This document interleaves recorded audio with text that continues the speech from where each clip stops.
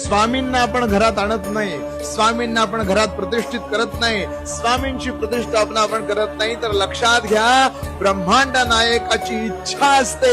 स्वामी समर्थ महाराजांची ज्यांना आपण परब्रह्म म्हणतो त्या भगवंताची इच्छा असते, म्हणून या सगळ्या गोष्टी होतात. महाराजांचं लक्ष असतंय म्हणून आपण त्यांची सेवा करू शकतो. महाराजांची इच्छा असते म्हणून आपण त्यांना देवाऱ्यात बसवू शकतो.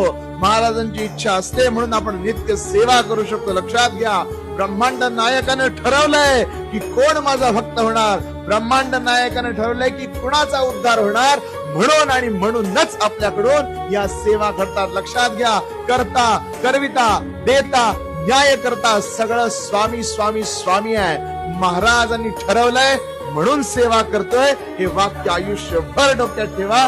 कधीही गर्व, कधी ईर्षा, कधी दंभ मनात येऊन स्वतःची सेवा वाया जाणार नाही.